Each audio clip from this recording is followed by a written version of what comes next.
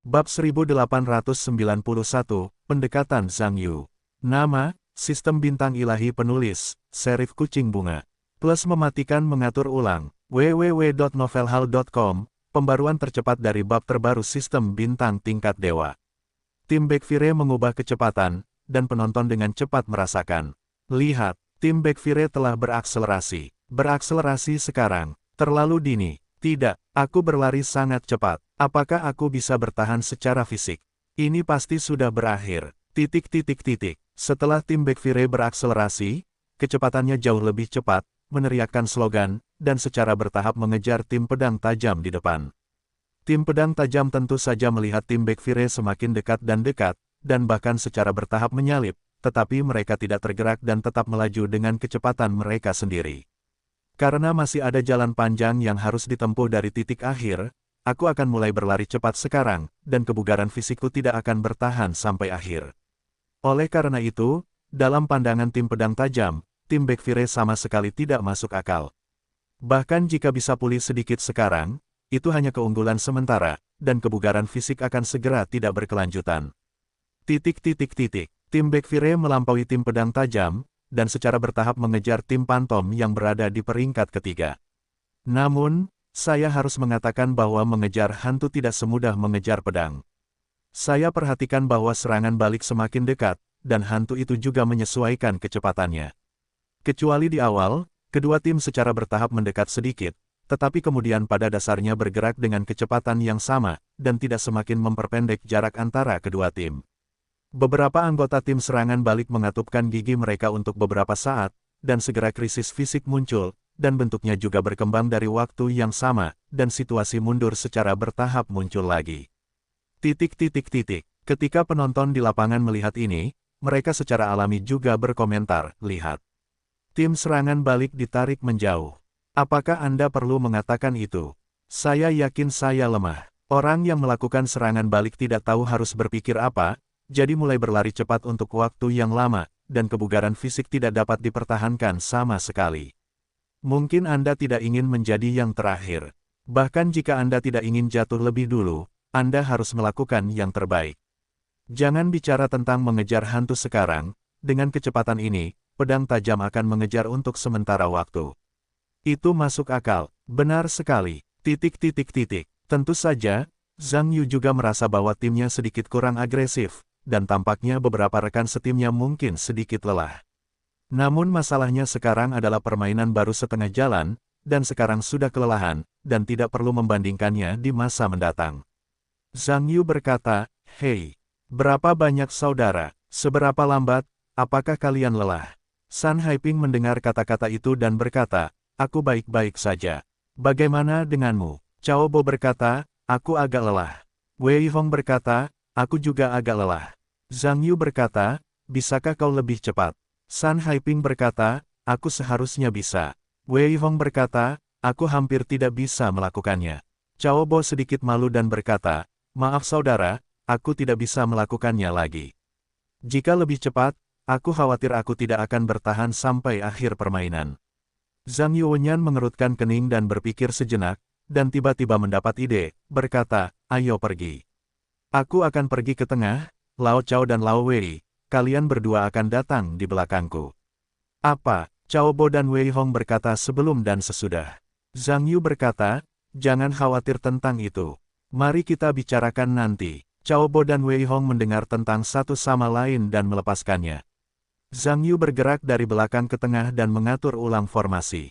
Setelah Zhang Yu datang ke tengah, dia berkata, "Semua orang perhatikan, aku akan melawan kayu sendiri, dan kalian akan menyatukan tangan untuk membantuku menjaga keseimbangan." "Apa?" Beberapa orang tercengang ketika mereka mendengar ini. Nyata atau palsu, Zhang Yu sebenarnya ingin membawa 200 pon kayu ini sendirian, bukankah dia bercanda? Meskipun beberapa orang tahu kekuatan Zhang Yu relatif kuat, seharusnya tidak menjadi masalah untuk mengatakan bahwa dia adalah orang yang membawa 200 pon kayu pada waktu normal. Namun masalahnya sekarang adalah perlombaan baru berjalan setengah jalan. Dengan kecepatan saat ini, satu orang dapat berlari 10 km terus-menerus melawan 200 pon kayu. Bagaimana mungkin? Guo Ming tidak meneriakkan slogan-slogan ketika mendengar kata-kata itu. Dia buru-buru berkata, Zhang Yu. Jangan terlalu keras kepala. Aku tahu kamu ingin menang, tetapi itulah yang dapat kamu lakukan. Jangan sampai tubuhmu lelah. San Haiping mendengar kata-kata itu dan buru-buru berkata, Lao Guo benar. Zhang Yu, meskipun hasilnya penting, tetapi tubuh juga sama pentingnya, tidak sepadan dengan kelelahan. Wei Hong juga berkata, Zhang Yu tidak boleh memaksakan diri. Cao Bo juga berkata, ya, Zhang Yu, jangan keras kepala. Aku bisa menggigit gigiku, tetapi aku masih bisa bertahan. Zhang Yuwenyan tersenyum dan berkata, tidak apa-apa. Anda dapat yakin, apa yang ada dalam pikiran saya, Anda dapat yakin bahwa Anda memberikannya kepada saya. Ngomong-ngomong, Lao Guo, kali ini slogan itu berteriak sedikit lebih cepat. Sudah waktunya untuk bergegas. Petik 2. Guo Ming mendengar kata-kata itu dengan sedikit malu-malu, itu, tidak apa-apa. Tetapi jika Anda tidak dapat menahannya untuk sementara waktu, Anda harus mengatakannya terlebih dahulu dan biarkan kami mengambilnya. Zhang Yu berkata, oke, saya mengerti, mari kita mulai. Setelah itu, saya tidak menekuk lutut lagi, dan pinggang diluruskan. Beberapa orang di sekitar merasakan bahu yang ringan dan batang kayu itu sedikit terangkat, meski dalam hati mereka merasa sedikit tidak bisa berkata apa-apa, mereka memutuskan untuk melihat keadaan dan memegang balok kayu itu sambil menjaganya tetap stabil. Slogan di mulut Guo Ming berubah menjadi lebih cepat, dan kecepatan tim Baekfire meningkat lagi, mengejar ke arah tim Pantom di depan. Penonton di luar lapangan tidak tahu bahwa itu adalah Zhang Yu yang membawa kayu gelondongan sendirian, dan tampak aneh melihat tim Baekfire berakselerasi lagi. Tim Baekfire masih memiliki energi. Bukankah itu kecepatan sprint sebelumnya, tetapi sekarang adalah kecepatan sprint. Meskipun terasa seperti Baekfire baru saja mulai berlari, banyak orang masih menggelengkan kepala, karena bahkan jika Baekfire mulai berlari sekarang, itu masih terlalu dini, dan kebugaran fisik mereka tidak dapat bertahan sampai akhir permainan. Beberapa anggota tim Pantom benar-benar merasakan pendekatan tim Baekfire sebelumnya. Alasan mengapa mereka dapat melepaskan diri dari Baekfire nanti adalah karena kaki mereka telah menyesuaikan kembali kecepatan dan membuatnya lebih cepat. Bagaimanapun, mereka tidak bermaksud memberi lawan kesempatan. Sampai Baekfire dibuang lagi, hati beberapa orang menjadi sangat rileks. Namun, tidak butuh waktu lama bagi mereka untuk mendengar slogan Baekfire, dan mereka semakin dekat. Tim Pantom tidak punya pilihan selain menyesuaikan kecepatan lagi. Meskipun belum mencapai level sprint, itu sudah dekat. Namun, beberapa orang di Pantom tahu bahwa pada kecepatan ini, mereka hanya dapat bertahan untuk sementara waktu, bukan solusi jangka panjang.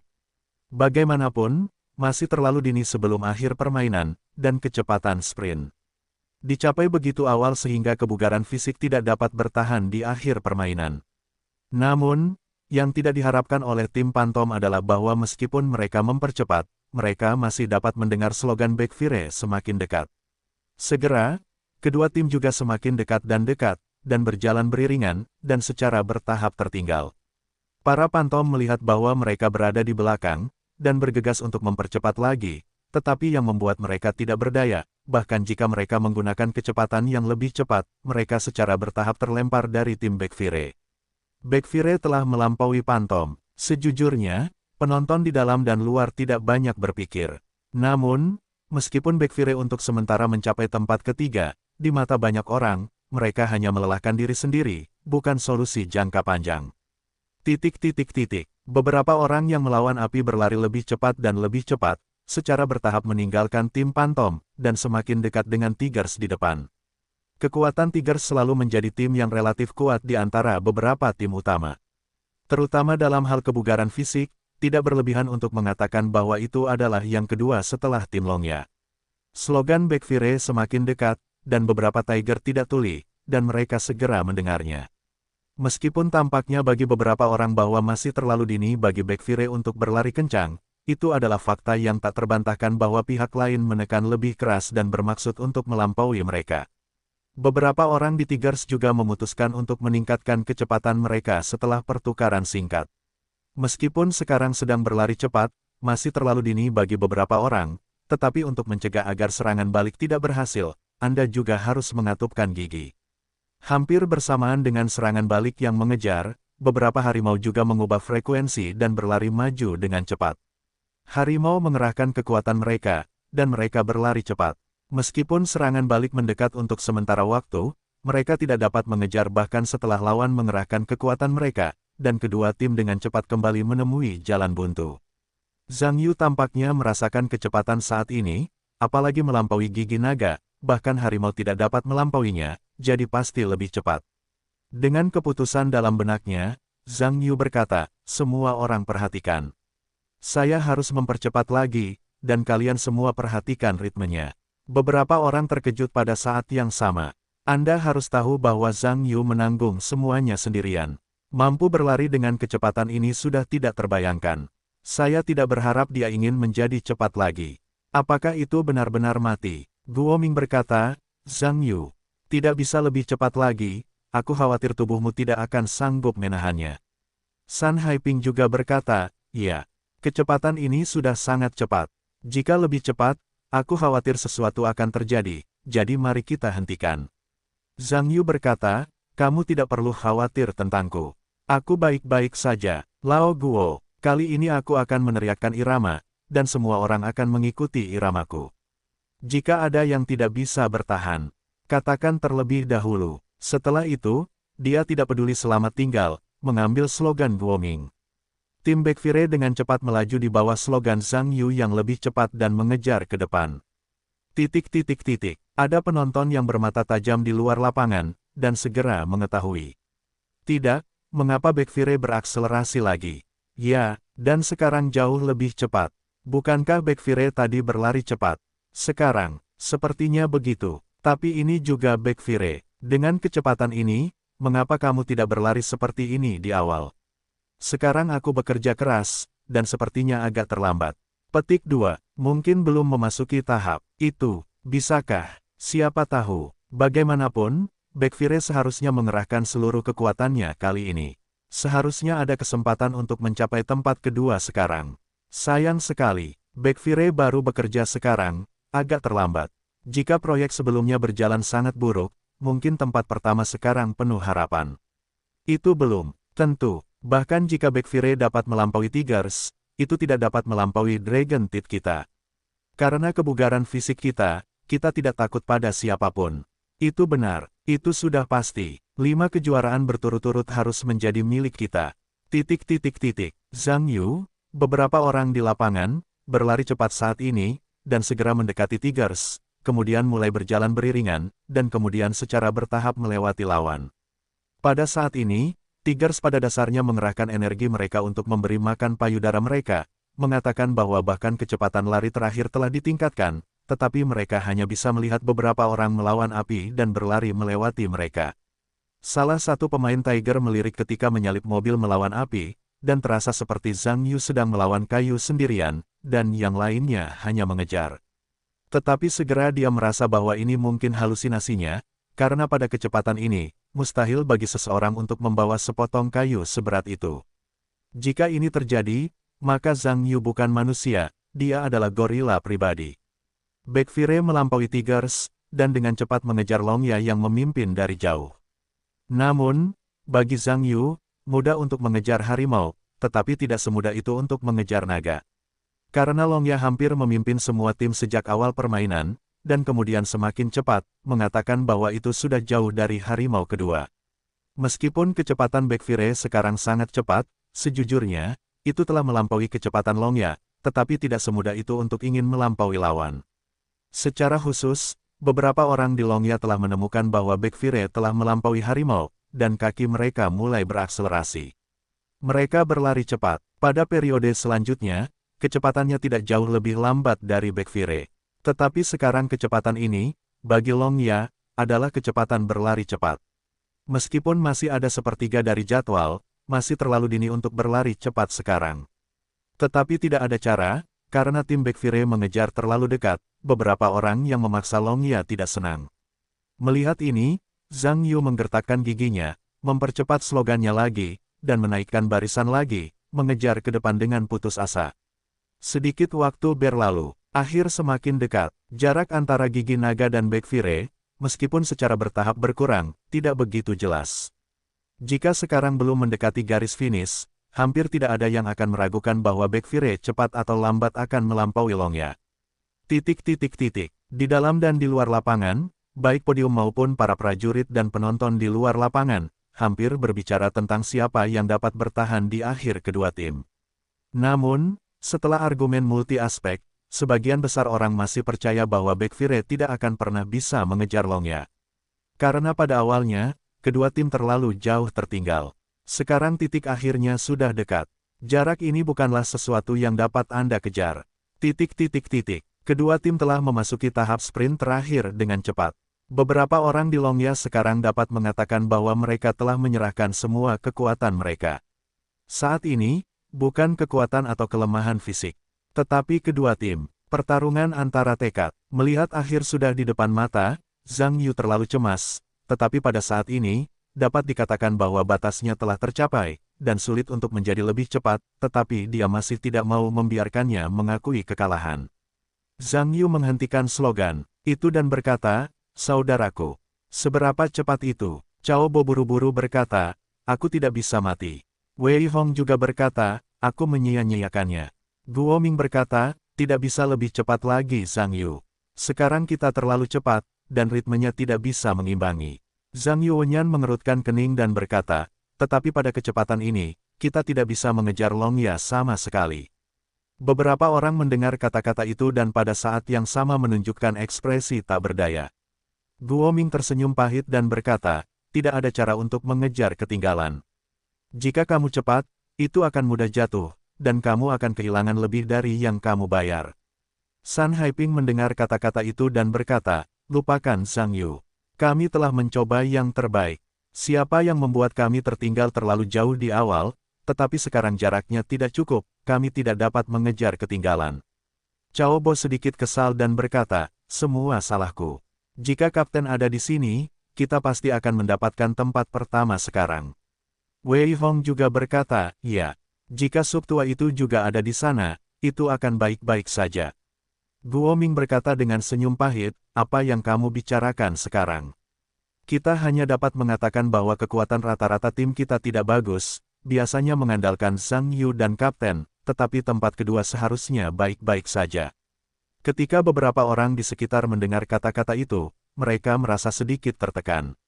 Sebenarnya, sekarang kita sudah sampai di titik ini, dikatakan bahwa itu adalah satu langkah dari tempat pertama, tetapi hanya sedikit, tidak ada cara, jadi tidak mungkin untuk mengatakan bahwa itu tidak tertekan.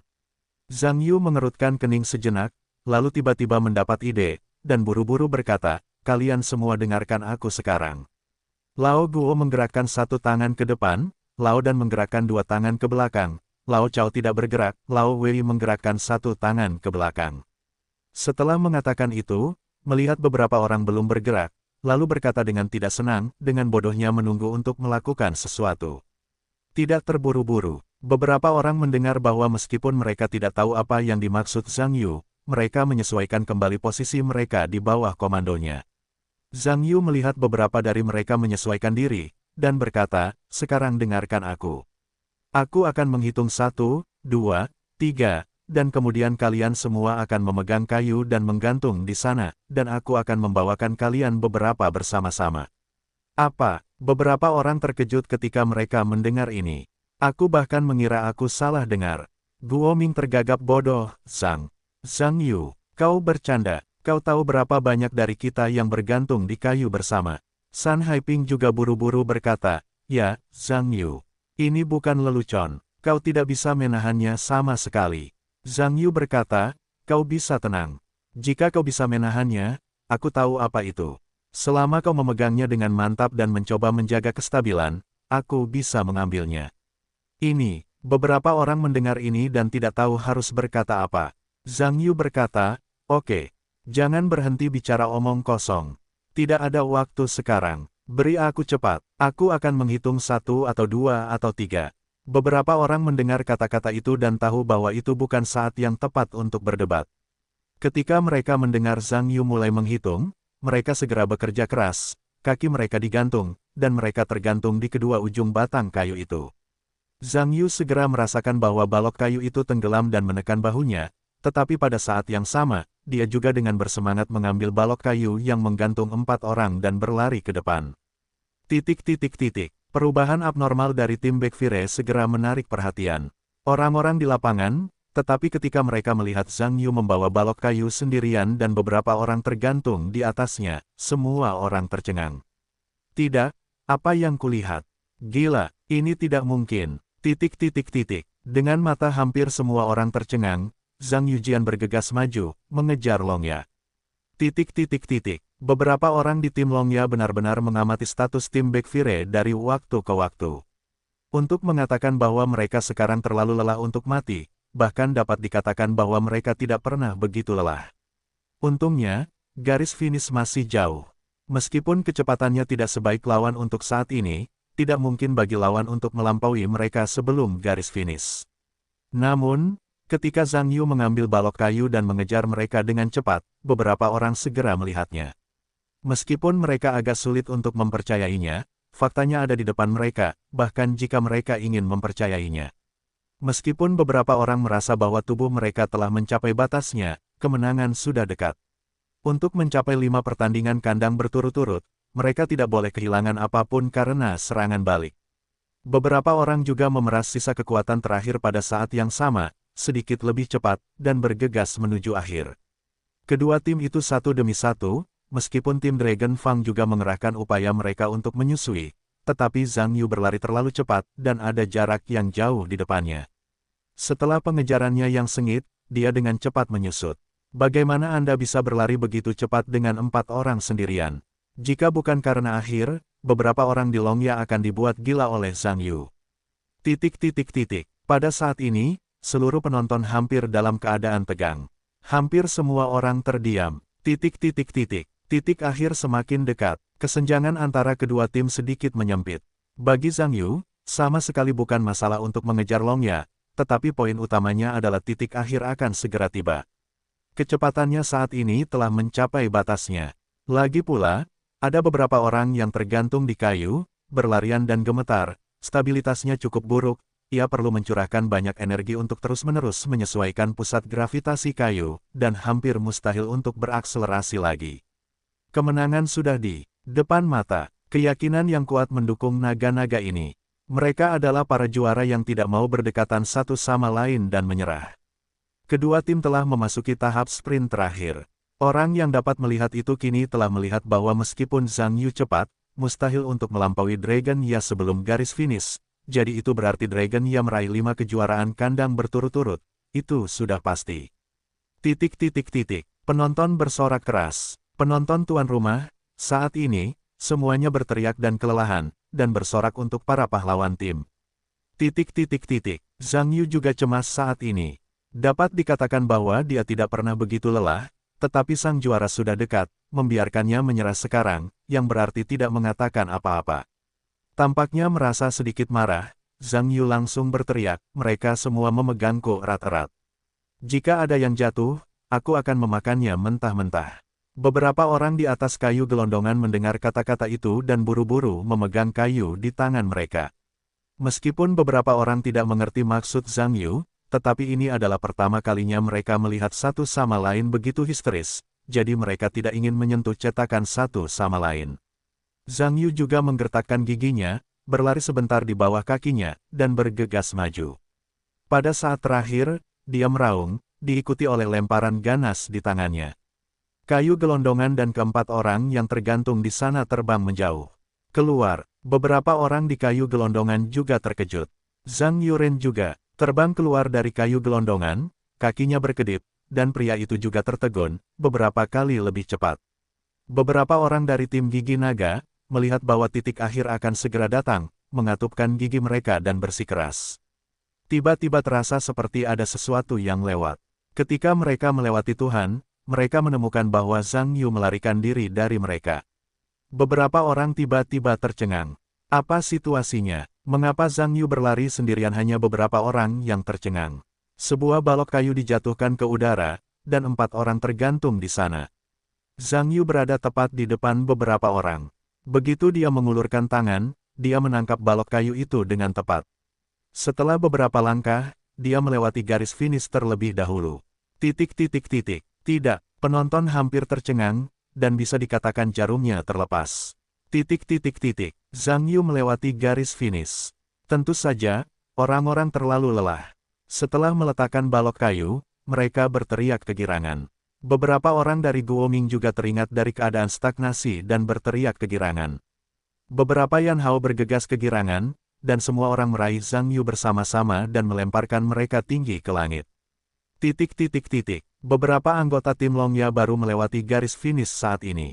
Hampir semuanya lemas, dan orang-orang juga jatuh berkeping-keping, tergeletak di tanah, tanpa ingin bergerak. Penonton tampaknya merasakan sedikit sisa rasa, dan pada saat yang sama terdengar suara sorak-sorai gunung dan tsunami. Raja Bing, Raja Bing, Raja Bing. Teriakan itu rapi dan seragam di seluruh penonton. Tak perlu dikatakan, saya tahu siapa yang akan melakukannya. Meskipun Zhang Yu bukan anggota tim tuan rumah, ia tetap memenangkan rasa hormat dari banyak orang dengan penampilannya yang luar biasa. Para pemimpin tim utama di podium berdiri untuk memberi selamat kepada Kepala Teater Timur. Bagi Kepala Teater Timur, sejak ia berpartisipasi dalam kontes, ia tidak pernah begitu bersemangat, tentu saja senyumnya bahkan tidak bisa menutup mulutnya. Yang Sri Verpeng, sebuah brigade teater Cina Timur, juga senang dengan ucapan selamat dari para kapten tim di sekitarnya. Komandan tentara menengah, Ding Yu, sedang dalam suasana hati yang buruk. Timnya disusul oleh lawan pada menit terakhir, dan 5 kejuaraan berturut-turutnya terputus, yang membuatnya tertekan. Namun, jika Anda berpikir tentang tim lawan, Anda dapat memiliki metamorfosis luar biasa Zhang Yu, dan tampaknya tidak mengherankan jika Anda kalah. Ding Yu juga menyesuaikan diri dengan cepat, dan bangkit untuk memberi selamat kepada Jiang Peng. Tentu saja, di dalam dan di luar, itu masih sedikit masam, sehingga para kapten di sekitar juga tertawa. Lin Jianxuan melihat senyum langka di wajah Zhang Yu ketika dia dilempar oleh kerumunan. Saya harus mengatakan bahwa pihak lain yang luar biasa jauh di luar imajinasinya. Tampaknya setiap kali dia mengamati Zhang Yu, dia dapat menyegarkan garis bawah kognitifnya. Apakah benar-benar tidak ada batasan pada orang lain? Lin Jianxuan memikirkan hal ini, masih merasa sedikit tidak bisa dimengerti, tetapi gagasan untuk merekrut pihak lain ke dalam tim lebih kuat. Semua item dalam seluruh kompetisi militer telah berakhir. Tim Baekfire Angkatan Darat Guodong memenangkan tempat pertama dan juga menyegarkan sejarah tim. Pada upacara penghargaan, orang-orang dari tim Baekfire menaiki podium kejuaraan. Di tengah sorak-sorai penonton, mereka menerima piala kejuaraan dan medali yang diserahkan oleh para kepala eksekutif, dan wajah semua orang penuh dengan kebanggaan. Dan bertemu, Zhang Yu memenangkan satu-satunya penghargaan pribadi di antara penonton, yaitu Piala Raja Pejuang. Faktanya, dalam kompetisi sebelumnya, selalu ada berbagai bisikan tentang kepemilikan Piala Bing Wang. Namun dalam kompetisi ini, tidak ada seorang pun di antara penonton yang tidak mengenali Zhang Yu, bahkan lawan-lawannya. Karena Zhang Yu telah menaklukkan semua orang dengan kekuatan besar, sehingga namanya telah menjadi legenda baru di antara kelompok-kelompok tentara. Seluruh kompetisi militer secara resmi berakhir. Para kepala daerah militer utama telah pergi secara berurutan, dan anggota beberapa tim klan utama juga telah kembali ke divisi militer masing-masing, mengikuti perwira langsung.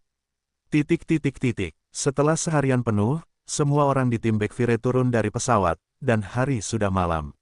Departemen Logistik Daerah Militer telah menyiapkan makanan lezat, diikuti oleh pesta kegembiraan dan tawa. Di jamuan makan, semua orang membawa segelas anggur, minum lebih banyak daripada minuman keras. Zhang Yu, pahlawan besar tim, secara alami menjadi titik api bagi semua orang. Selain minum sedikit pada awalnya, Zhang Yu dengan cepat merasa ada yang tidak beres. Kemudian, dengan perangkat curang ruang angkasa, orang-orang memblokir pembunuhan, Buddha memblokir pembunuhan Buddha, dan akhirnya, mengandalkan kekuatan satu orang, hampir semua orang menyerah. Sudah, setelah melihat minuman keras Zhang Yu, dia akhirnya mendapat julukan Bing Wang. Dapatkan julukan lain Jiu Wang.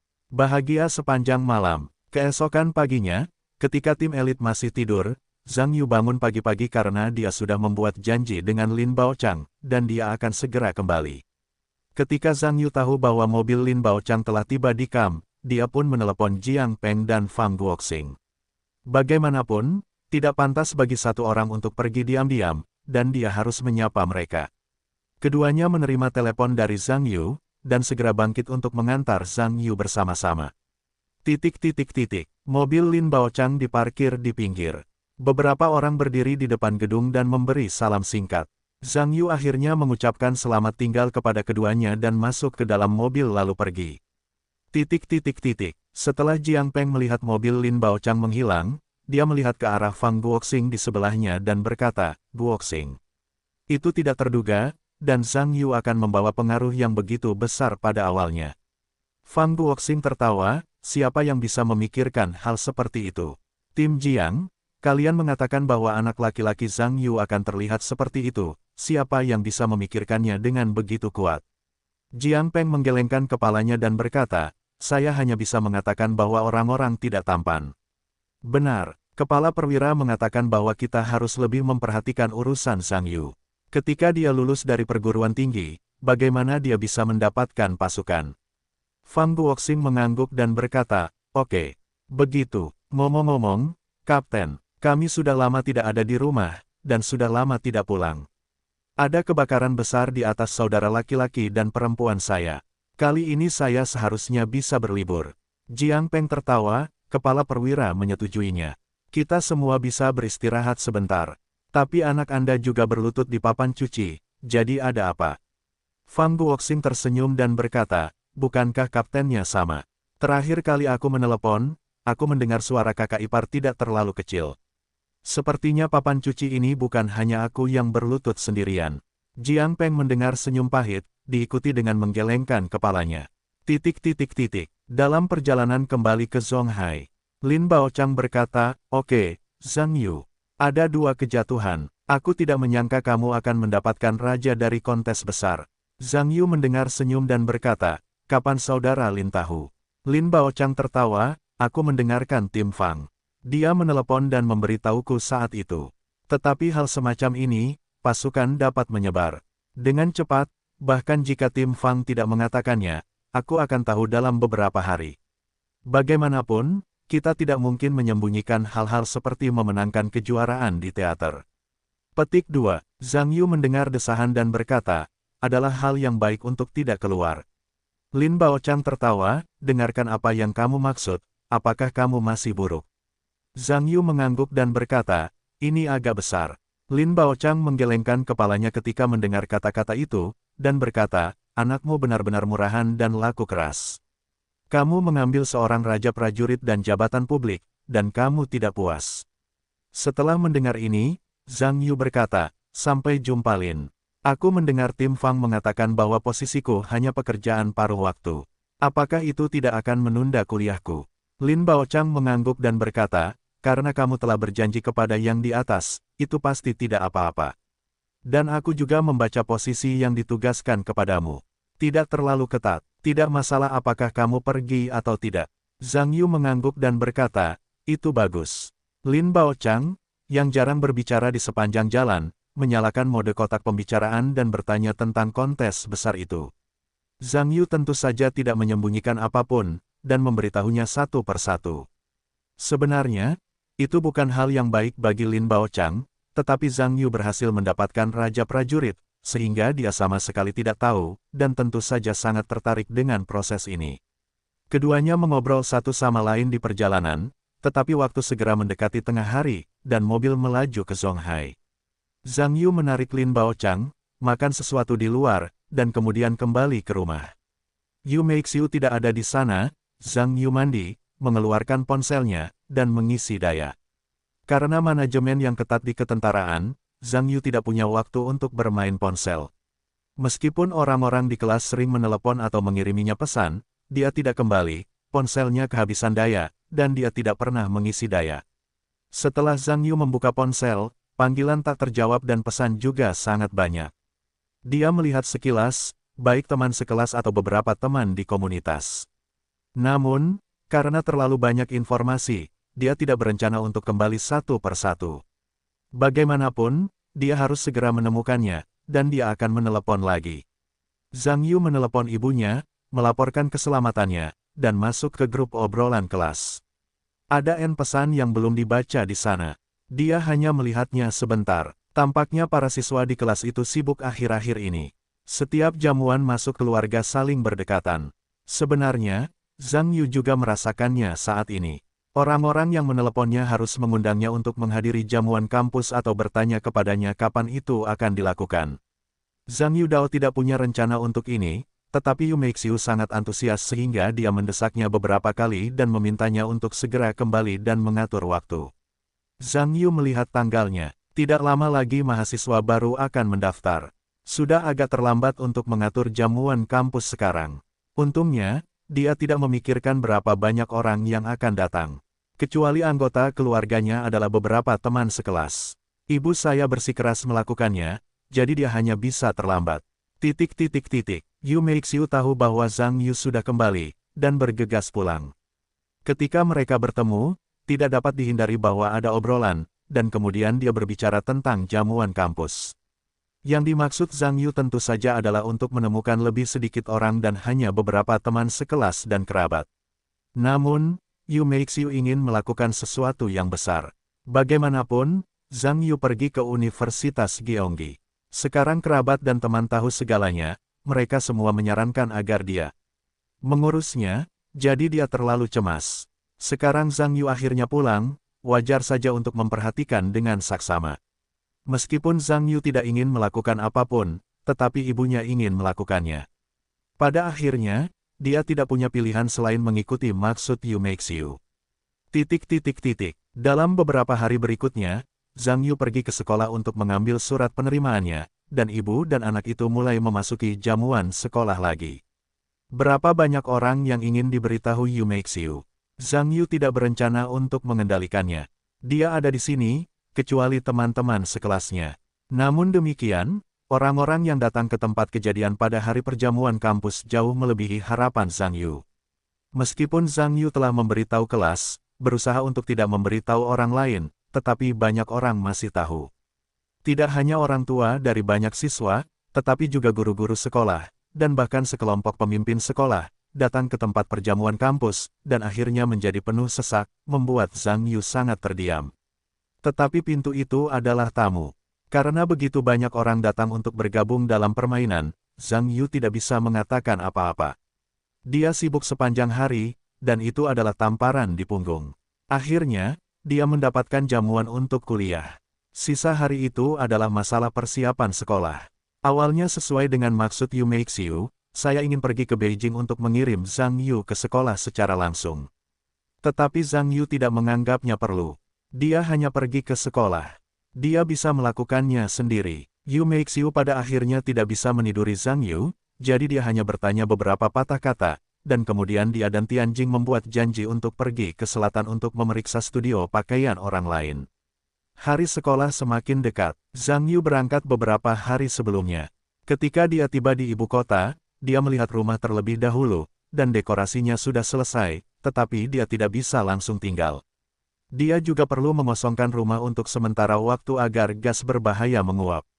Awalnya Zhang Yu ingin mencari hotel selama beberapa hari, tetapi Dai Bin tahu bahwa setelah dia datang ke Beijing, dia mengatur asrama independen perusahaan.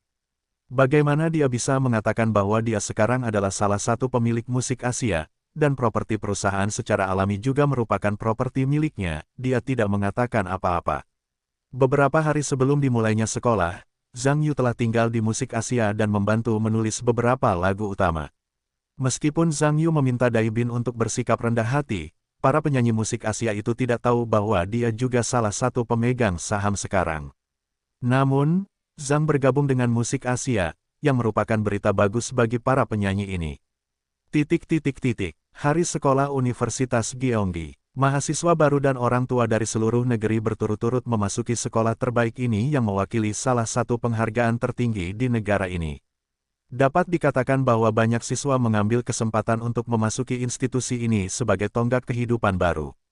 Zhang Yu menyeret kopernya, mengikuti arus orang-orang, berjalan dengan rasa ingin tahu ke gerbang sekolah, kerumunan di jalan, dan kampus penuh dengan spanduk untuk menyambut siswa baru. Itu tampak begitu hidup, seperti yang sering saya lihat di jalan, para suster sekolah dengan spanduk departemen. Zhang Yu dengan cepat menemukan area penerimaan departemen komputer di bawah antusiasme mereka.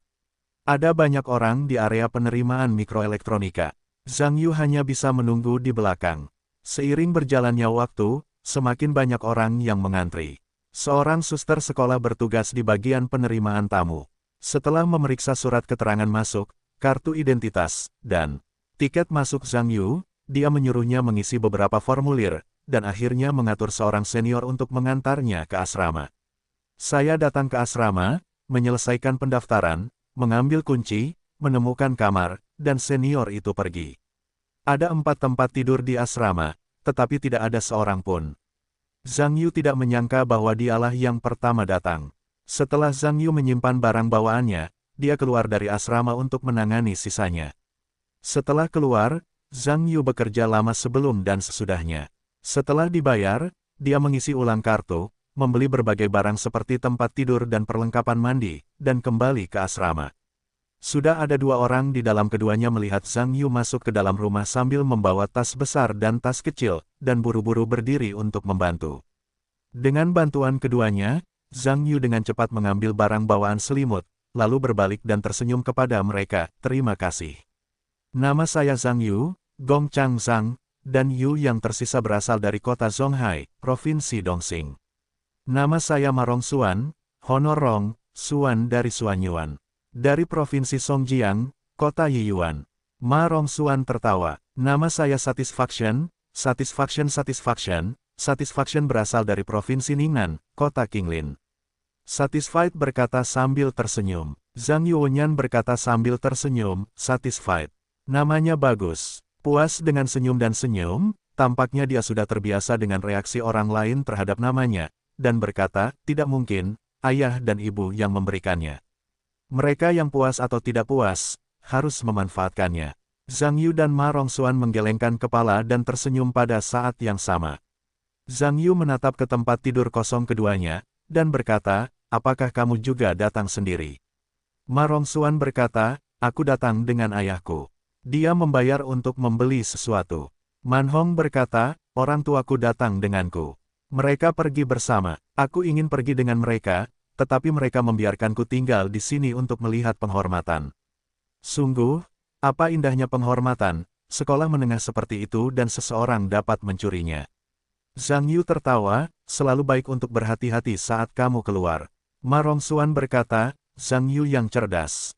Apakah kamu datang sendiri?" Zhang Yu mengangguk dan berkata, "Beri aku waktu sendiri." Puas dengan sedikit rasa iri, "Hebat. Aku tidak menyangka orang tuamu khawatir membiarkanmu melapor sendiri." Zhang Yu berkata, "Apa yang tidak perlu dikhawatirkan? Dia orang yang sangat besar, dan bisa membuat orang lari. Itu orang tuamu." Puas mendengar sedikit depresi, "Orang tuaku tidak berpikir begitu. Entah aku khawatir tentang masalah ini, aku khawatir tentang masalahnya, atau bahkan aku tidak dapat menemukan toilet ketika aku pergi ke sekolah. Kamu harus masuk dan memastikannya untukku." Ma Rongxuan tertawa dan berkata, "Ini seharusnya tidak apa-apa. Kedua orang tua seperti ini. Ayahku juga takut aku mungkin tidak dapat melaporkan sesuatu sendiri, jadi aku harus mengikutinya untuk merasa lega." Zhang Yu berkata, "Mengapa ibu dari ribuan anak khawatir? Ibu ingin mengikutinya, tetapi aku dengan paksa menolak untuk membiarkannya pergi. Sebenarnya, tidak peduli seberapa khawatirnya orang tuaku, akhir-akhir ini, jalan sepulang sekolah, kami hanya bisa berjalan sendiri, dan ketika orang tua ingin mengendalikannya, mereka tidak akan dapat mengendalikannya." "Benar sekali." Ma Rongxuan mengangguk puas. Pada saat ini pintu asrama didorong terbuka lagi, dan 2 orang memasuki asrama. "Wah, aku tidak menyangka banyak sekali orang yang datang. Halo teman sekelas." Seorang pria tua tertawa. "Halo." Zhang Yu buru-buru menyapa mereka. Meskipun pihak lain belum memperkenalkan dirinya, mereka merasa bahwa mereka seharusnya menjadi teman sekamar terakhir. Fang Hongda tersenyum dan menoleh untuk melihat orang-orang muda di sekitarnya, dan berkata, "Zitong, tolong perkenalkan dirimu kepada beberapa teman sekelas."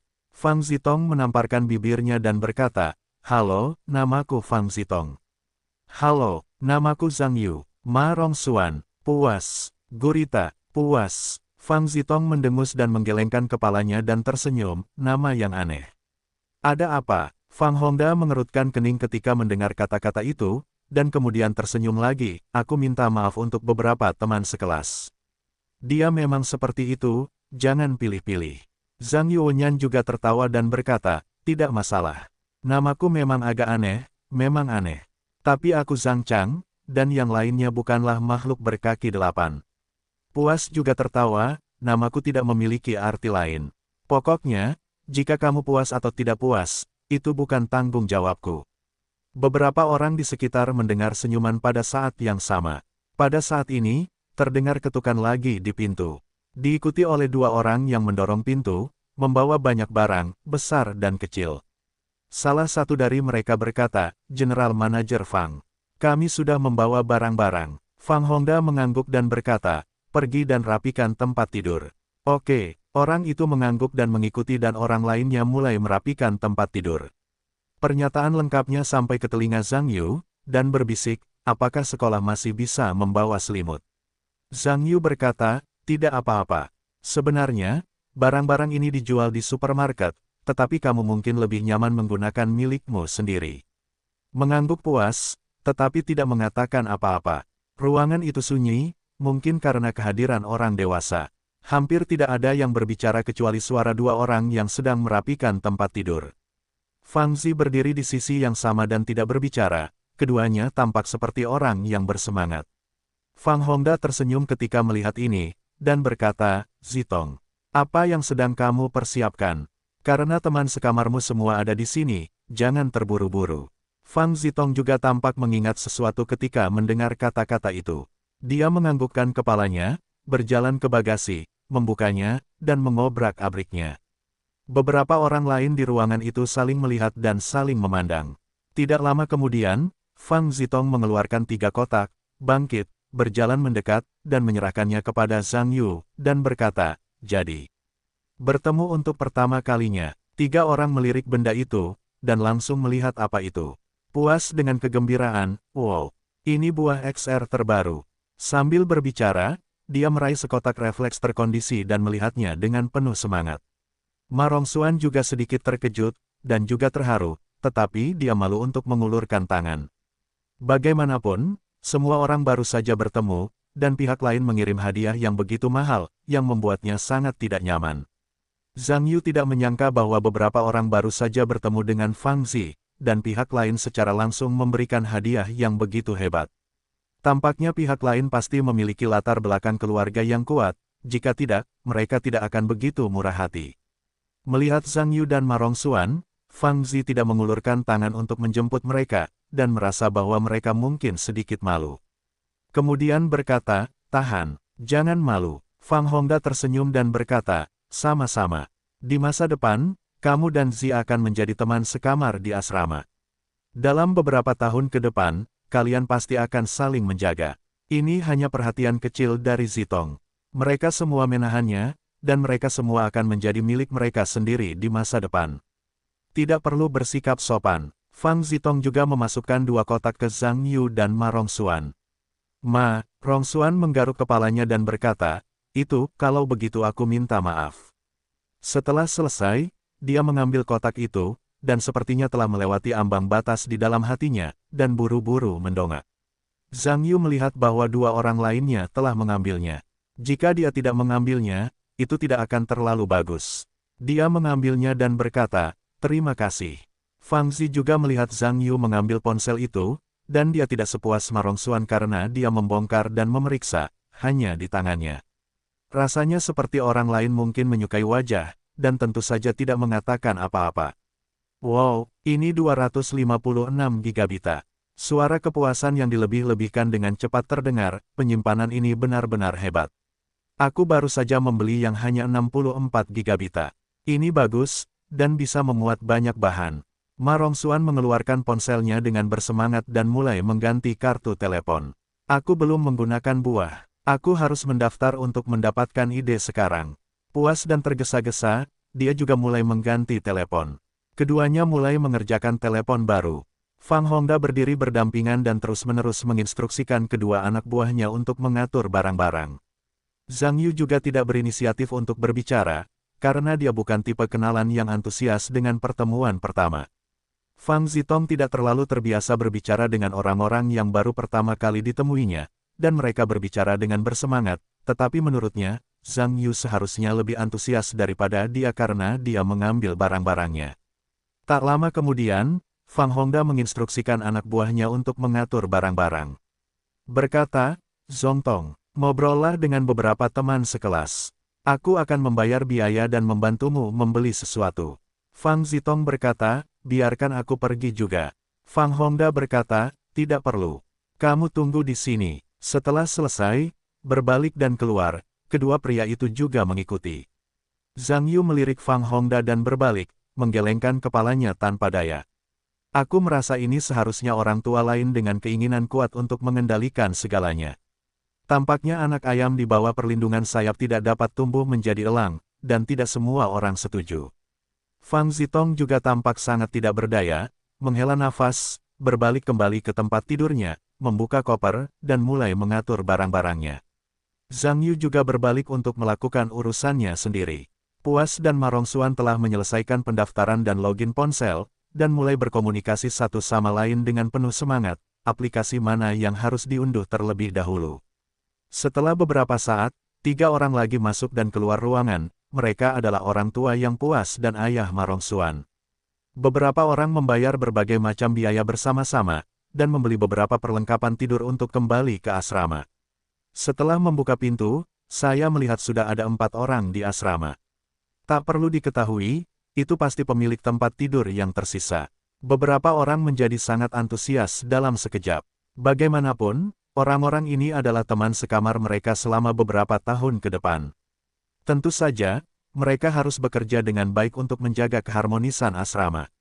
Namun, ketika Satisfaction dan Ma Rongxuan memamerkannya kepada orang tua mereka, ponsel baru di tangan mereka adalah hadiah pertemuan teman sekamar. Hanya sedikit orang yang merasakan formula yang sama, tampaknya mereka masih generasi kedua yang kaya, bagaimanapun juga, itu bisa bernilai 3 tidak banyak orang dengan ponsel kelas atas sebagai ucapan selamat.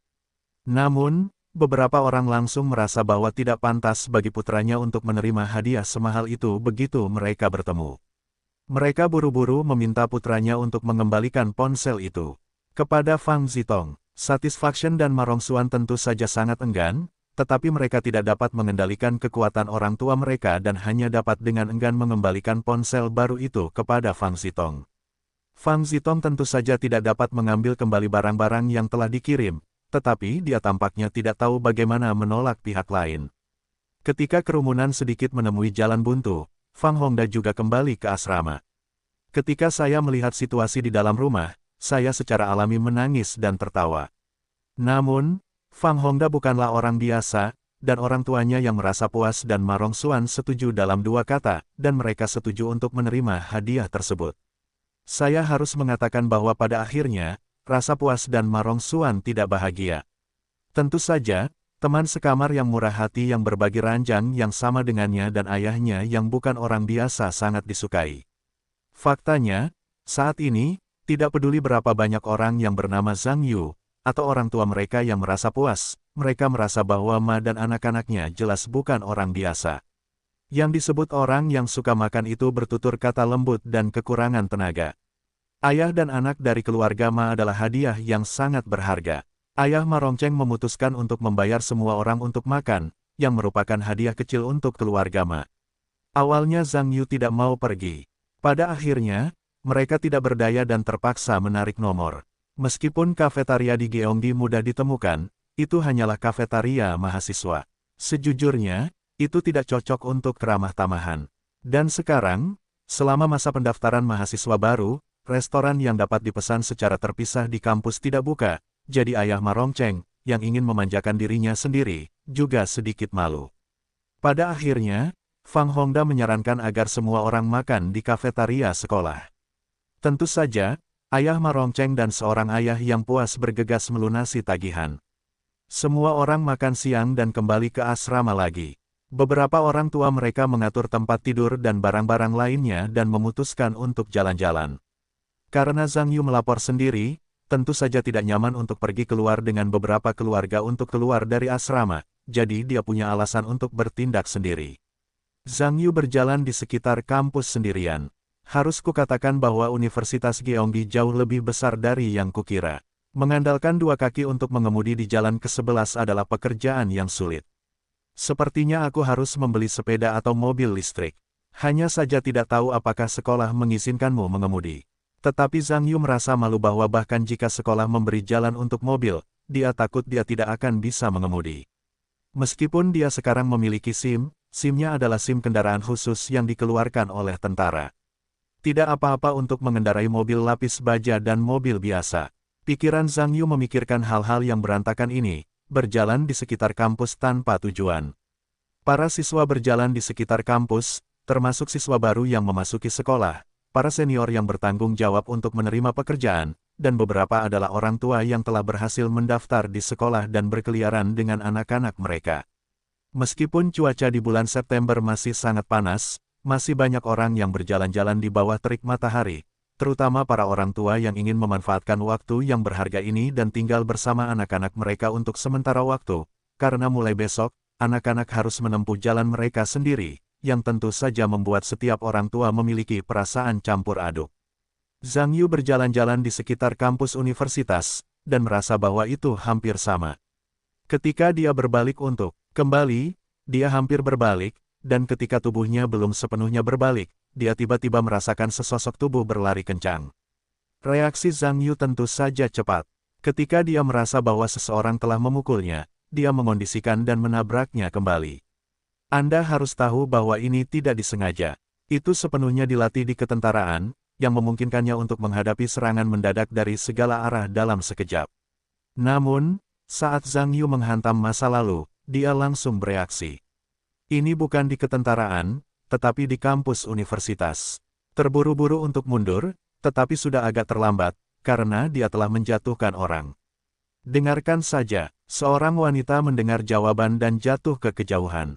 Selesai. Tentu saja, Zhang Yu merasa sedikit lebih besar, bergegas ke sana, dan buru-buru berkata, apakah kamu baik-baik saja? Sakit, sakit sekali. Ren Yujia, yang seluruh tubuhnya kesemutan, merasa sedikit pusing dan berbalik. Meskipun dia tahu bahwa dia baru saja memukul seseorang, dia tidak benar-benar seperti memukul seseorang. Fei Laoyuan berkata bahwa bahkan separuh tubuhnya sedikit mati rasa. Zhang Yu dengan enggan, duduk untuk membantu Ren Yujia, yang masih terbaring di tanah, dan berkata, maafkan aku tadi. Gadis itu tampak agak kesakitan ketika dia duduk, menggosok lengannya, tetapi tidak berbicara. Melihat ini, Zhang Yu buru-buru berkata, aku benar-benar minta maaf tadi. Aku tidak melihat ada yang datang. Apakah kamu baik-baik saja? Gadis itu mengejang, menggosok lengannya tanpa menjawab. Ketika Zhang Yu melihat gadis itu terus-menerus menggosok lengannya, dia secara alami melihatnya, apakah dia merasakan patah tulang di bawah jantungnya. Tetapi kemudian terasa mustahil lagi. Jika itu adalah patah tulang, sisi lain seharusnya jauh lebih menyakitkan daripada sekarang. Jika tidak nyaman bagi pria dan wanita, dia benar-benar ingin memberikan denyut nadi pada sisi lain dan melihat apakah ada cedera internal lainnya. Gadis itu menggosok lengannya, dan rasa sakit di wajahnya memudar seolah-olah orang itu telah pulih dari rasa sakitnya. Zhang Yu merasa lega saat melihatnya, tetapi segera merasa tidak enak. Karena gadis itu benar-benar meneteskan air mata, menekuk lututnya dan memegang kakinya, dan mulai menangis.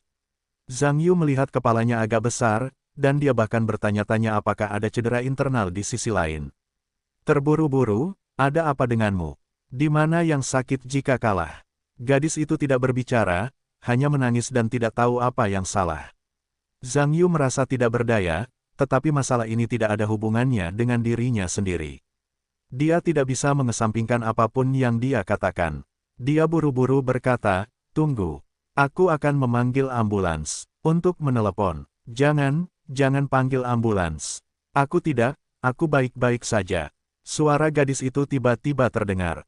Zhang Yuonyan berhenti menelepon dan berkata, apakah kamu yakin kamu baik-baik saja? Kalau tidak, ayo pergi ke rumah sakit untuk memeriksanya. Yakinlah, semua biaya pengobatan adalah milikku. Gadis itu terisak dan berkata, aku baik-baik saja. Kamu pergi. Ketika Zhang Yu melihat gadis itu mulai menangis lagi, dia menghela nafas tanpa daya, berjongkok di samping gadis itu, meraih pergelangan tangannya, dengan cepat memasukkan napas energi, dan melihat situasi di dalam orang lain. Gerakan Zhang Yu sangat cepat, dan dia juga mengejutkan gadis itu. Pada saat yang sama, dia juga buru-buru mengkondisikan refleks, dan pada saat yang sama dia panik dan berkata, "Apa yang kamu lakukan?" Tetapi kekuatannya, bagaimana mungkin Zhang Yu menjadi besar, sama sekali tidak bisa memompa. Zhang Yu berkata, "Jangan main-main. Aku akan segera melakukannya." Gadis itu dipegang oleh seorang pria yang tidak dikenalnya. Tentu saja, wajahnya memerah, tetapi bahkan jika dia menghabiskan seluruh tubuhnya, dia tidak bisa menarik telapak tangannya kembali, dan kemudian buru-buru berkata, "Lepaskan aku. Kamu di sini, aku bisa berteriak orang-orang." Petik 2. Pada saat ini, Zhang Yu telah memeriksa situasi pihak lain dengan Qi, dan wajahnya memiliki ekspresi santai. Kemudian dia melepaskan tangan gadis itu, mengatakan bahwa itu adalah hati yang tergantung, dan membiarkannya pergi. Gadis itu menarik telapak tangannya, lalu menatap Zhang Yu dengan tajam, tetapi kemudian dia teringat sesuatu, matanya merah, dan air mata menetes lagi. Zhang Yu juga merasakan saat ini. Gadis itu seharusnya tidak menangis karena kejadian itu, pasti ada alasannya. Namun, meskipun gadis itu tidak menangis karena apa yang baru saja terjadi, Zhang Yu merasa akan sedikit tidak bermoral jika dia berbalik dan pergi, lalu berbisik, "Apa yang terjadi? Bisakah kamu ceritakan padaku?" Gadis itu menggelengkan kepalanya ketika mendengar kata-kata itu, sepertinya Zhang Yu meminta ide itu, dan dia semakin menangis. Zhang Yu tidak bisa berkata apa-apa ketika dia melihat ini. Dia berkata, "Bisakah kamu berhenti menangis? Kamu tidak bisa menyelesaikan masalah dengan menangis. Yang kamu tahu adalah kamu memiliki sesuatu, dan kamu tidak tahu apa yang aku pikirkan tentangmu. Ini hari pertama sekolah, aku tidak ingin dibawa ke kantor keamanan sekolah sebagai seorang penjahat." Kata-kata Zhang Yu sepertinya mendengar hati gadis itu, dan dia segera berhenti menangis, tetapi masih terisak-isak. Zhang Yu berkata, "Katakan, apa yang terjadi?" Sambil terisak-isak, gadis itu berkata sebentar-sebentar, "Belajarlah. Senior, aku dalam masalah." Berbicara tentang ini, tampaknya ketika datang ke kesedihan lagi, dia tidak bisa menahan tangisnya lagi. "Cukup." Zhang Yu menangis keras, segera mengejutkan gadis itu dan berhenti menangis. Zhang Yu mengikuti, "Apa yang kamu lakukan? Katakan, lihat apakah ada cara untuk menyelesaikannya, apakah ada gunanya menangis seperti ini." Gadis itu melihat Zhang Yu marah, dan menatapnya dengan hati-hati. Beberapa merasa sedih, aku tidak sengaja kehilangan semuanya di asrama." Zhang Yu mengerutkan kening, dan kemudian berkata, "Apa maksudmu? Tidak ada kepala atau ekor. Bisakah kamu menjelaskannya sedikit lebih banyak?" Gadis itu terdiam setelah mendengar kata-kata itu, dan tampaknya merasa bahwa itulah cara yang harus dilakukan. Dia hanya bisa menahan kesedihan, dan berkata, "Senior, saya mahasiswa baru yang melapor hari ini. Sore harinya, ketiga teman sekamar akan pergi ke kampus bersama orang tua mereka. Saya berjalan-jalan dan melihat bahwa saya masih berkemas di kamar, dan meminta saya untuk mengunci pintu ketika saya pergi, dan saya setuju. Kemudian saya terburu-buru." Gadis itu berkata bahwa wajahnya merah, dan dia berkata dengan suara yang lebih kecil, "Saya ingin sekali pergi ke toilet. Tetapi saya tidak dapat menemukan kunci asrama, jadi saya tidak mengunci pintu dan keluar. Saya pikir saya akan segera kembali, dan tidak akan terjadi apa-apa. Tetapi ketika saya selesai ke toilet dan kembali ke asrama, itu sudah diambil. Itu berantakan, barang-barang berharga dan beberapa komputer hilang." Ketika sampai pada hal ini, gadis itu tampaknya berbicara tentang kesedihan. Wow, dia menangis lagi. Ketika Zhang Yu melihat ini, dia menangis dan tertawa. "Oke, pada hari pertama sekolah, saya mengalami hal yang tidak beruntung, saya benar-benar yakin. Sebaliknya, oke, aku mengerti, jangan menangis, aku sudah mengatakannya, menangis tidak dapat menyelesaikan masalah yang sebenarnya. Bukankah kamu sudah menelepon polisi? Ponselku juga dicuri. Aku sama sekali tidak bisa melapor ke polisi." Gadis itu berkata dengan sedih. Zhang Yu menggelengkan kepalanya, tanpa daya, dan berkata, "Biar aku yang melaporkannya padamu." Setelah selesai berbicara, aku mengambil ponsel dan baru saja ingin menelepon, lalu mengerutkan kening lagi. "Ada apa, senior? Apakah ponselmu kehabisan daya?" Gadis itu berkata dengan tergesa-gesa. Zhang Yu menggelengkan kepalanya dan berkata, "Ada listrik. Tapi aku tidak bisa menelepon polisi sekarang. Jika aku menelepon polisi sekarang, aku khawatir barang-barang tidak akan ditemukan.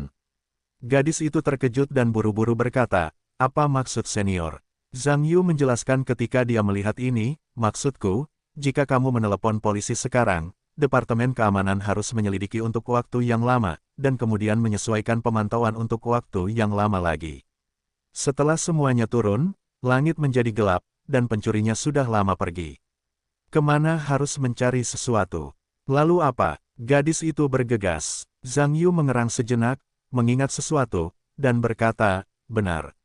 Apakah kamu tidak bertemu orang yang mencurigakan ketika kamu pergi ke kamar mandi?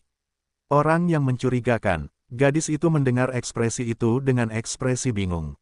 Secara sederhana adalah jenis yang terlihat sangat tidak normal. Jenis alis dan alis. Zhang Yu mengingatkan. Gadis itu berpikir sejenak, lalu menggelengkan kepalanya dan berkata, tidak.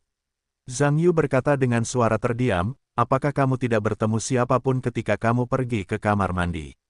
Gadis itu berkata, aku bertemu beberapa orang, tetapi mereka berdua adalah siswa dan orang tua, dan sepertinya tidak ada orang yang mencurigakan. Zhang Yu berkata, kecuali mereka yang berkelompok. Apakah ada orang penyendiri yang tidak bersama orang tuanya? Apakah kamu sendirian? Gadis itu berpikir lagi dengan hati-hati, dan buru-buru berkata, sepertinya ada satu. Zhang Yuanyan buru-buru berkata, seperti apa? Gadis itu mendengar sesuatu yang sedikit membingungkan dan berkata, apa, seperti apa rupa seseorang? Orang-orang memang seperti itu. Dia wanita. Zhang Yu terdiam, dan berkata, jangan salahkan aku karena menjaga mulutku tetap lurus. Kenapa kau begitu bodoh? Aku bertanya seperti apa rupa wanita itu, tinggi atau pendek, gemuk atau kurus, atau apa warna pakaian dan sepatu, tidakkah kau memikirkan detail-detail ini sama sekali? Gadis itu mendengar kata-kata itu tiba-tiba mengerti, dan buru-buru berkata, maaf, Tuan. Aku bingung. Gadis itu sangat pendiam dan memakai kacamata. Sepertinya dia seharusnya sama gemuknya denganku, tetapi lebih pendek dariku. Pakaian olahraga ungu adalah satu set, aku tidak ingat dengan baik sepatunya. Zhang Yu mengangguk dan berkata, kalau begitu kau berdiri, biarkan aku melihat seberapa tinggi dirimu. Gadis itu mendengar kata-kata itu dan berdiri dengan tergesa-gesa. Zhang Yu dengan kasar melihat tinggi badan orang lain, diikuti oleh kerutan, mengingat orang-orang yang baru saja bertemu ketika mereka bergaul. Karena Zhang Yu memiliki kemampuan untuk tidak pernah lupa, semua yang telah dilihatnya pada dasarnya sama dengan yang terekam, dan segera dia mengingat sosok yang sama, terlintas dalam ingatannya. Zhang Yu buru-buru berkata, aku ingat. Cepat, ikuti aku. Setelah berbicara, dia berbalik dan berlari. Melihat ini, gadis itu bergegas untuk mengikutinya. Yang mengejutkannya, Zhang Yu berlari cepat, meninggalkan dirinya sendiri dengan beberapa langkah. Tak berdaya, dia hanya bisa berteriak dengan tergesa-gesa, hei, senior, pelan-pelan, tunggu aku. Zhang Yuan menoleh dan berteriak, cepat. Tidak peduli seberapa lambatnya kamu, tidak ada cara untuk berlari, arah pintu. Setelah berbicara, terlepas dari sisi lain, semakin cepat kamu berlari, semakin cepat kamu berlari, itu menghilang. Gadis itu benar-benar tidak dapat mengimbangi kecepatan Zhang Yu, tetapi dia mungkin tahu arah gerbang dan bergegas mengejarnya. Di pintu masuk Universitas Gyeonggi, ada banyak orang yang masuk dan keluar. Karena 2 hari ini adalah hari-hari ketika mahasiswa baru masuk sekolah, pintu masuk juga sangat ramai. Zhou Kaijun menyeka keringat dari dahinya dan tertawa, gadis sekolah.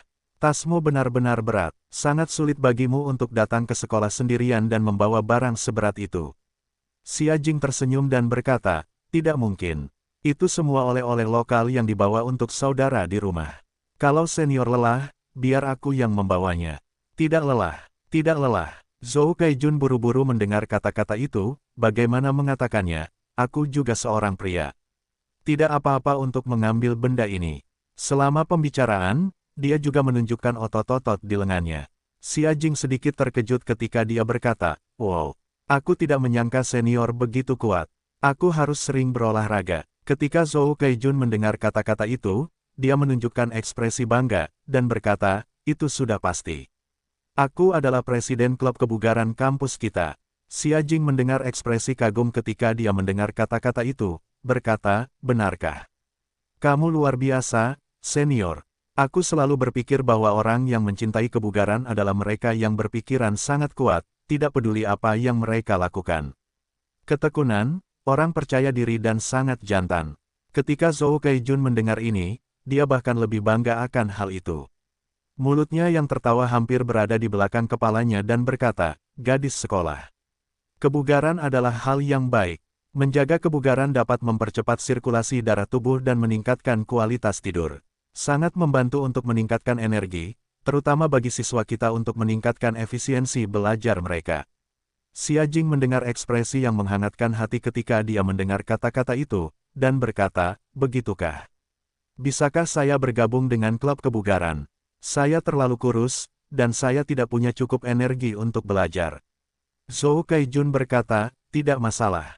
Dalam hal ini, kamu harus bergabung dengan klub kebugaran dan berolahraga dengan baik. Ngomong-ngomong, mari kita tambahkan beberapa teman, dan saya akan membantu mengatur bergabungnya klub. Xia Jing ragu-ragu sejenak saat mendengar temannya, dan kemudian berkata, ponsel saya kehabisan daya. Tetapi saya dapat memberitahu Anda nomor saya. Ketika saya kembali, kita akan menelepon lagi. Petik 2. Zhou Kaijun mengangguk, itu bagus. Berapa nomor Anda? Saya akan mengingatnya sekarang. Saya akan melupakannya untuk sementara waktu. Xia Jing mengangguk dan berkata, nama saya Liu Lingling, dan nomor teleponnya adalah. Kemudian dia melaporkan nomor palsu itu dengan santai. Namun, ketika dia melihat Zhou Kaijun dengan serius mencatat nomornya di wajah itu, ekspresi yang tidak bermoral muncul di sudut mulutnya. Xia Jing melihat Zhou Kaijun menambahkan nomor itu, dan tertawa, senior. Saya akan mengirimkannya ke sini seperti yang Anda lihat. Kerabat saya akan menyetir untuk menjemput saya, dan saya akan menunggu di sini saja. Zhou Kaijun buru-buru berkata, tidak masalah, saya akan menunggu Anda sebentar. Saya akan menjemput Anda di mobil sebentar, dan seorang gadis di provinsi itu tidak dapat menahan Anda. Xia Jing sedikit terdiam, dan sepertinya pihak lain itu agak terlalu hangat. Sebenarnya, jika dia tidak khawatir terdeteksi oleh staf patroli keamanan di pintu masuk sekolah, dia tidak perlu menggunakan orang bodoh ini untuk muncul sebagai quiver. Untungnya, sekarang orang-orang telah meninggalkan perguruan tinggi, sepertinya tidak ada yang perlu dikhawatirkan. Xia Jing berkata, baiklah. Kalau begitu, senior yang merepotkan itu akan membantuku memindahkan barang-barang ke seberang jalan. Aku akan menunggu di sana. Zhou Kaijun berkata, tidak masalah. Setelah itu, dia mengemasi barang-barangnya, dan keduanya maju bersama-sama. Tunggu sebentar. Pada saat ini sebuah suara tiba-tiba terdengar, dan pada saat yang sama sosok itu melintas, dan seseorang muncul di depan keduanya, menghalangi jalan keduanya. Xia Jing tiba-tiba merasa tidak enak ketika dia melihat hatinya. Dia menatap orang itu pada saat yang sama, dan kemudian menghela napas lega. Karena pihak lain hanya mengenakan pakaian kasual, bukan seragam sekolah. Namun meskipun begitu, dia melihat ke belakang dengan kondisi tertentu untuk melihat apakah ada orang dari Departemen Keamanan yang mengikuti. Zhou Kaijun menatap Zhang Yu, yang menghalangi jalan, dan dia tampak sedikit bingung. Zhang Yu menatap keduanya secara terpisah, dan akhirnya melihat lebih dekat ke Xia Jing, dan dengan hati-hati mengamati apakah tinggi dan berat badannya sama dengan orang yang menjadi sasaran. Xia Jing dipandangi dari atas ke bawah oleh orang-orang, dan tiba-tiba merasa sedikit tidak nyaman. Pada saat yang sama, pandangan orang lain membuatnya waspada, seolah-olah ada sesuatu yang ditemukan. Ketika Zhou Kaijun melihat ini, ekspresi tidak senang muncul di wajahnya, dan dia mengerutkan kening, teman sekelas ini. Apakah kamu punya sesuatu? Zhang Yuwenyan tersenyum dan berkata, ada sesuatu. Seorang temanku, ada sesuatu yang mendesak untuk menemukan teman sekelas perempuan ini. Bisakah kamu menungguku? Dia akan segera datang. Zhou Kaijun mendengar kata-kata itu dan menatap Xia Jing di sebelahnya, menunjukkan ekspresi bertanya. Xia Jing tersenyum dan berkata, maaf, teman sekelas ini. Aku sedang terburu-buru di sini. Kurasa ada yang ingin kukatakan, tetapi akan kukatakan setelah selesai. Setelah itu, dia mengedipkan mata pada Zhou Kaijun. Akan melewati Zhang Yu. Tentu saja, Zhang Yu tidak bisa membiarkan keduanya pergi begitu saja seperti ini, menggerakkan langkah kakinya lagi, dan menghalangi mereka di depan mereka lagi, dan berkata, ada apa? Kurasa lebih baik kau pergi setelah kita menyelesaikan masalah ini. Setelah itu, dia melirik ransel Zhou Keijun, mengalihkan pandangan lagi, dan menatap Xia Jing. Ketika Xia Jing melihat ini, hatinya tiba-tiba merasa sedikit gugup. Meskipun dia telah meninggalkan universitas sekarang, dia masih berada di dekat gerbang sekolah. Jika ada tarik-menarik di sini dengan pihak lain, sulit untuk menjamin bahwa orang di Departemen Keamanan Sekolah tidak akan membunyikan alarm. Jika demikian, maka, tapi itu merepotkan. Tetapi jika orang lain itu menjauhkan diri, itu tidak akan berhasil jika dia berlarut-larut, dan itu akan menyebabkan lebih banyak masalah. Xia Jing memikirkan hal ini, dia melirik Zhou Keijun di sebelahnya, matanya berputar, dan dia berbisik, "Senior, lihat, aku sedang terburu-buru. Bisakah kamu membantuku, mewakiliku di sini dan melihat ini apa yang terjadi dengan orang-orang? Jika itu benar-benar penting, mari kita bicara di telepon sebentar lagi, dan ketika aku selesai, aku akan kembali. Bisakah kamu melakukan itu?" Zhou Keijun mengangguk dengan tergesa-gesa ketika dia mendengar kata-kata itu, dan berkata, "Oke. Serahkan padaku." Xia Jing merasa lega, dan berkata, "Kalau begitu aku dalam masalah. Aku akan serahkan padaku." Setelah itu, dia mengambil ransel dari Zhou Keijun. Kemudian dia menoleh ke Zhang Yu dan berkata sambil tersenyum, "Teman sekelas ini. Jika kamu memiliki sesuatu untuk dilakukan, kamu dapat memberitahu temanku bahwa dia sekarang dapat mewakiliku dengan kekuatan penuh." Setelah berbicara, dia menatap Zhou Keijun lagi, dan tersenyum mesra, "Menyusahkanmu. Telepon aku ketika kamu memiliki sesuatu. Kamu harus tahu bahwa kata-kata Xia Jing sangat manis, dan mereka yang tidak tahu menganggap hubungan antara keduanya tidak biasa. Xia Jing sangat cantik dan memiliki sosok kelas 1, terutama dalam hal menyanjung dengan sengaja. Ketika Zhou Keijun melihat situasinya, tidak dapat dihindari untuk mengakui jiwa, dan IQ mulai anjlok, dan orang-orang menganggukkan kepalanya dan menepuk dadanya, "Tidak masalah. Berikan padaku dengan pasti." Setelah itu, dia menatap Zhang Yu dan berkata, "Ini teman sekelas. Jika kamu memiliki pertanyaan, katakan saja padaku." Zhang Yu mengerutkan kening, menatap Zhou Keijun, dan berkata, "Apakah kalian semua bersama?" Sebelum Zhou Keijun sempat berbicara, Xia Jing sudah bergegas dan berkata, "Benar sekali.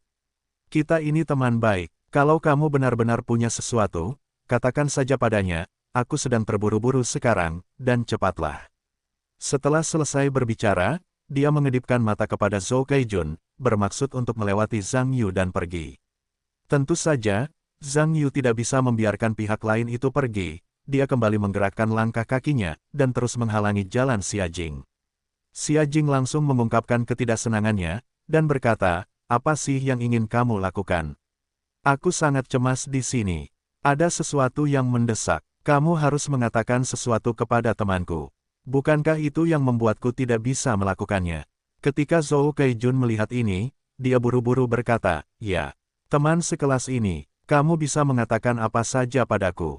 Aku adalah kepala departemen olahraga sekolah kita dan wakil ketua tim penyambutan kali ini. Lihat ini adalah izin kerjaku, yang menjanjikan akan menyelesaikan masalahmu." Setelah itu, aku membalik kartu izin kerja di dadanya dan mengungkapkan informasinya. Zhang Yu tidak menyangka bahwa pihak lain adalah kader serikat mahasiswa. Setelah melihat surat izin kerjanya, dia merasa sedikit curiga. Bagaimana mungkin seorang kader serikat mahasiswa bisa berhubungan dengan pencuri? Kedengarannya sangat tidak dapat diandalkan. Dan surat izin kerja ini, apakah ada masalah? Ketika Zhou Keijun melihat bahwa pihak lain tidak berbicara, dia tersenyum, dan berkata, "Teman sekelas ini.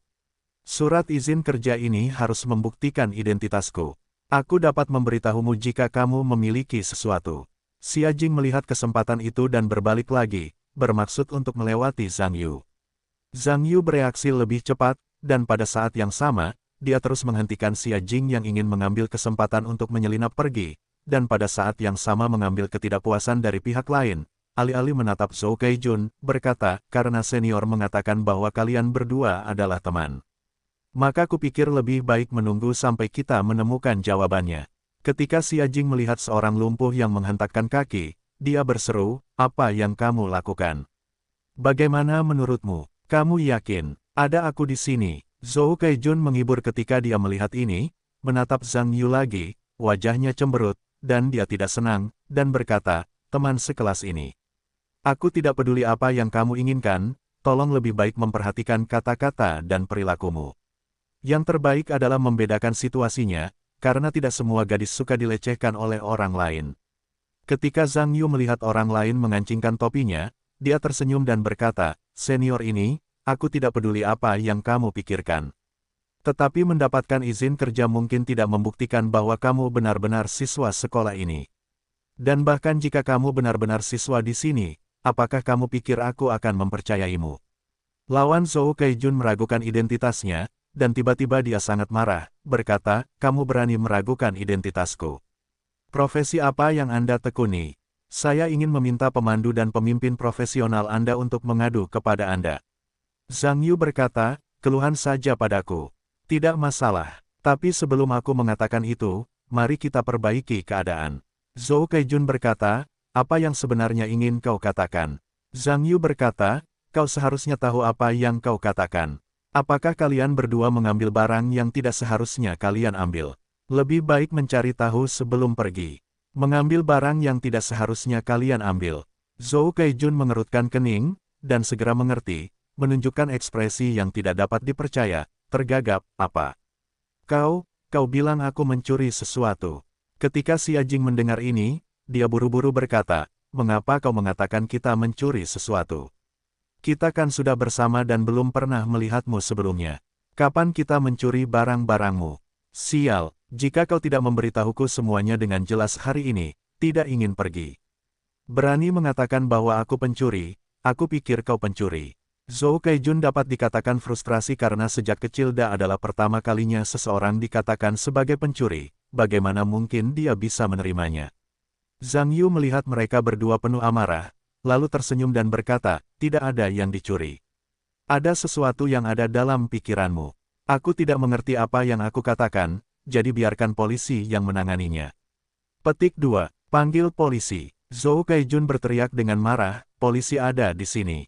Aku mengerti apa yang ingin dikatakan anakmu.